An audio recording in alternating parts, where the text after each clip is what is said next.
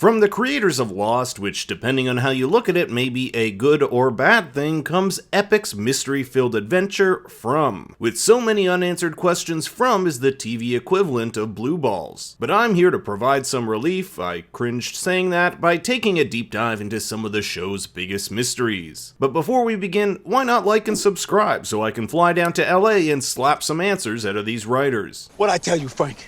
It got late and I didn't...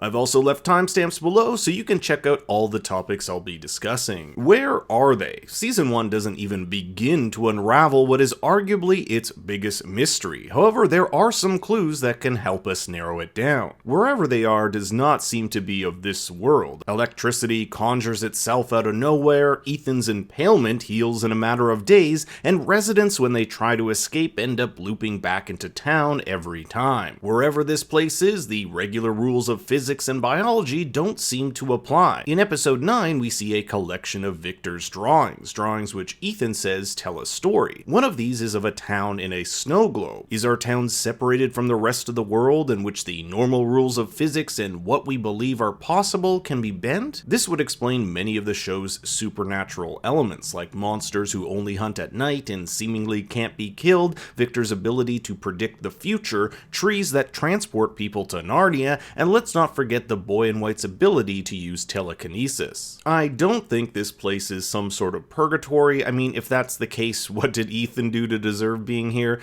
My guess is triple homicide. I also don't think it's a dream. Boyd's wife Abby shot up the town believing if they die, they'll wake up from this dream, but in episode 9, a voice tells Sarah that Abby was wrong. In the sheriff's office, we see this map of pinned locations where each of the townspeople were before their cars wound up in From Town. This place has seemingly transported these people for a purpose which is yet unknown. With the introduction of the lighthouse in episode 10, it's also possible we're on an island, or perhaps somewhere near a shore. The cave drawings uncovered underneath Jim's house show this lighthouse with what appears to be people in boats. Maybe that's how people got here before cars. Wherever this bubble or parallel universe is, it's been happening for a very long time. At least 1506, if the numbers in Tabitha's dream are to be believed. That's just 10 years after Columbus discovered America. And yes, I know it was actually the Vikings who discovered America several centuries earlier, because someone will undoubtedly correct me in the comments. In episode 7, a drunk guy jokingly exclaims that they might be in a pocket universe, and honestly, he might be right.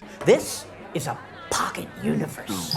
So we don't really know what these numbers are, but it's totally possible that the latest number, 1978, is the year Victor woke up to find his town brutally murdered, leading me to believe these are the start dates of some sort of cycle that repeats over and over again. In episode 4, Victor says he's been here the longest, and he also carries a very 1970s disco lunchbox. Could those who fail to escape one of these cycles become the monsters for those in the next cycle?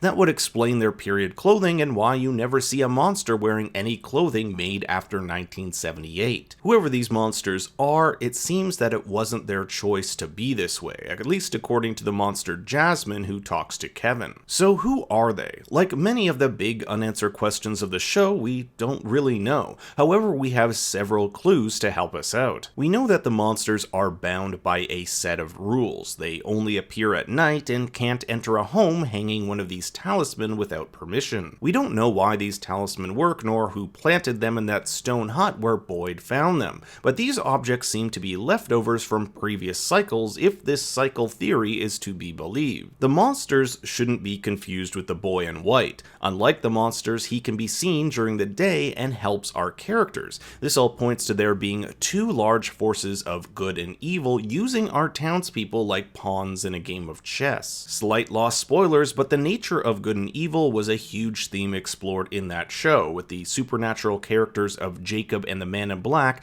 using the people on the island to further their own agendas. With several writers and directors who worked on Lost working on From, it's totally possible that this may be the core of what's going on, and that the monsters are players on one side of this battle. Fun fact, the symbol on the talisman looks like two figures stuck together, and the radio antenna itself looks like one half of it. Which leads me to the voice on the radio. Throughout the last half of the season, Jade and Jim create a radio tower with the hopes of communicating with, well, anyone. This is culminated in a wild idea to utilize the town's magic electricity to power the antenna to create a signal strong enough to get out an SOS. Of course, as soon as they get it working, a wild rainstorm comes in, matching up with Nathan's theory that if you push too hard to leave, something will push back. Jim's able to get a message out, but a man's voice on the other end tells Jim that his wife shouldn't be digging that hole in the basement. The leading theory out there is that this voice belongs to the bartender Tom, who coincidentally enough knows about the hole in the ground and a few scenes earlier had a one-on-one scene with Jim's wife where he saw her taking out a pickaxe to dig. He also thinks the antenna is a dumb idea.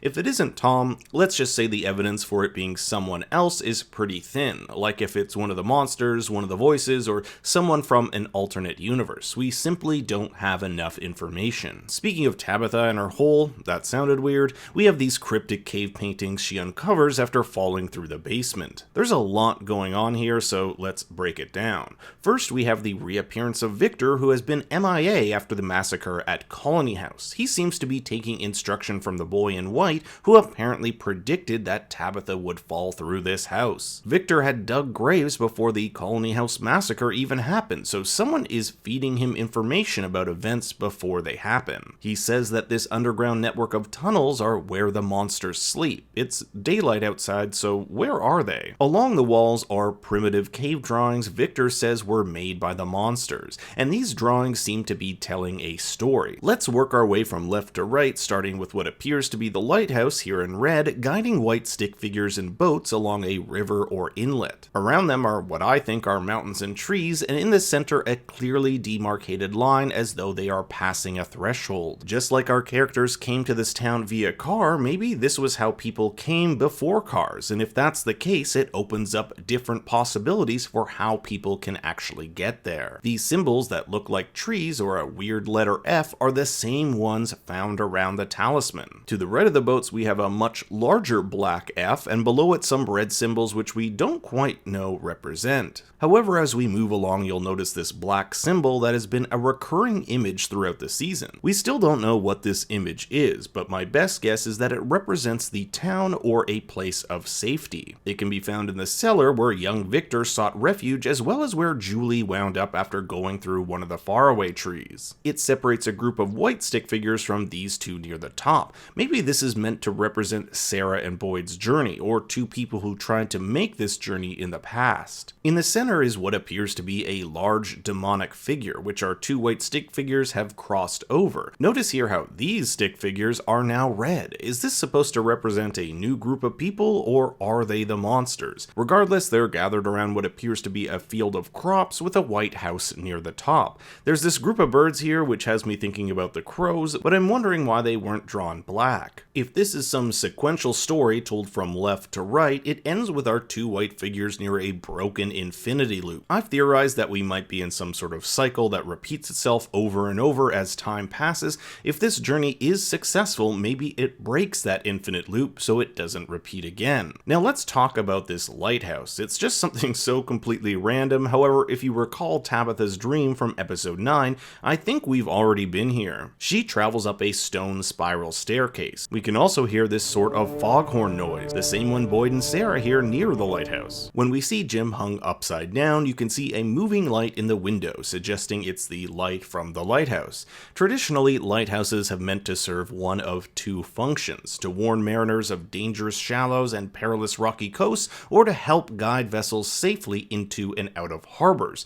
We don't know which of these this lighthouse represents. Maybe it's not meant for ships at all, but is more metaphorical and meant for our townspeople. Maybe it's a marker that helps people move from one pocket universe to another, or from one area of wherever the heck they are to another. And the final cliffhanger of the season, which I hate to say this, I thought was terribly weak, was the arrival of a Grand Rapids bus into town. There's no telling how many people are on this bus, but it's probably a safe bet that Christy's fiancé is aboard. She did say the woman she loved was in Michigan, and much of episode 10 was Christy apprehensive about pursuing a relationship with Kenny because she's still holding on to that love with her fiancé. If this show gets renewed for season 2, I really hope that they start answering answering some of these questions, and that this won't turn into another Lost. I know I couldn't cover every mystery in this video, but I hope I was able to shed some light on this insanely cryptic show. Thanks for watching, everyone. Be sure to like and subscribe and leave a comment below on your thoughts and theories.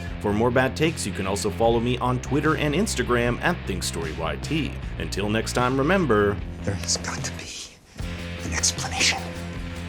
And none of you fucking people seem to be looking.